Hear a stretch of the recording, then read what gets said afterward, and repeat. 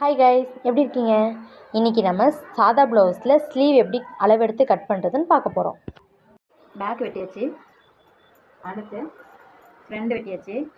Front வெட்டின பிறகு மீதி உள்ள பீஸில் நம்ம ஸ்லீவ் வெட்ட போகிறோம். இந்த பீஸை 4ஆக மடித்து போட்டுக்கணும். சரி சமமாக மடித்து போட்டுக்கணும்.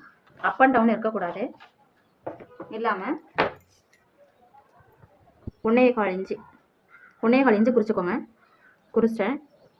1/4 இன்ச்சு மடிச்சடிச்சுட்டு 1 இன்ச்சு அதுக்கப்புறம் 1 இன்ச்சு மடிச்சடிக்கணும் எம்மிங் பண்ண. அடுத்து ஸ்லீவ் ப்ளவுஸ் உள்ள ஈஸியான மெத்தடை, ஸ்லீவ் ஈஸியான முறையில் நான் சொல்லித்தரேன். இந்த கை பீஸ் இருக்குது பார்த்தீங்களா, இந்த கையை அப்படியே போட்டுக்கோங்க. அந்த மார்க் இருக்குல்ல, அந்த மார்க்குக்கு நேராக மார்க் பண்ணிக்கோங்க. மார்க் பண்ணிவிட்டு இந்த கையை, இந்த ஸ்லீவை அப்படியே போட்டுக்கோங்க.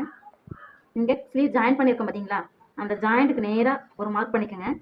அதில் இருந்து 1/4 இன்ச்சு எக்ஸ்ட்ரா மார்க் பண்ணிக்கோங்க. அந்த 1/4 இன்ச்சு எதுக்கு அப்படின்னா கை ஸ்லீவ் அடிக்கிறதுக்கு, ரவுண்ட் அடிக்க. அடுத்து இந்த கீழே இருக்க பகுதியை நல்லா சரிசமமாக ஃப்ளாட் பண்ணிக்கோங்க. ஃப்ளாட் பண்ணி கீழே இருக்க ஜாயிண்ட் இருக்குது பார்த்தீங்களா, இந்த ஜாயிண்ட்டுக்கு நேராக ஒரு மார்க்கர் பண்ணிக்கோங்க. அதில் இருந்து 1/4 இன்ச்சு மார்க் பண்ணிக்கோங்க.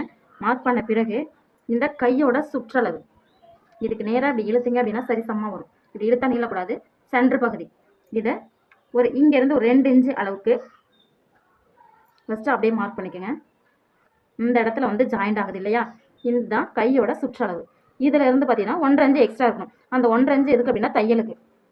இப்போ நீங்கள் உங்களுக்கு வளைவு வரல அப்படின்னா ஈஸியான முறையில் உங்களுக்கு வந்து வளைவு ஸ்கேல் ஒன்று இருக்குது, அந்த ஸ்கேல் வச்சு வளைவு பண்ணிக்கலாம். அடுத்து நம்ம கை வெட்ட போகிறோம். வெட்டியாச்சு. இந்த இடத்துல ஏரோ பண்ணிக்கோங்க. சமமாக வச்சு மேலே ஒரு அர்க்காத் பண்ணிக்கிறோம். அர்க்காத் பண்ண பிறகு சரிசமமாக எடுத்துக்கிறோம். சரிசமமாக எடுத்த பிறகு ஸ்லீவ் ஸ்கேல் இருக்குது, இந்த ஸ்கேல் வச்சு 1/2 இன்ச் வச்சு மார்க் பண்ணிக்கிறோம்.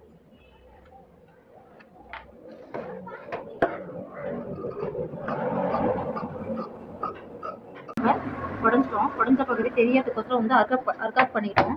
அர்க்காத் எதுக்கு அப்படின்னா உங்களுக்கு வந்து வலது கை இடது கைன்னு உங்களுக்கு தெரியணும்.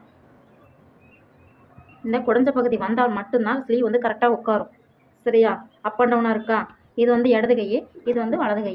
ஓகேவா? ஸ்லீவ் வெட்டியாச்சு. அடுத்து வந்து தப்போமா, ஸ்லீவ் வெட்டியாச்சு. வாங்க அடுத்து ஸ்டிச் பண்ண போகலாம்.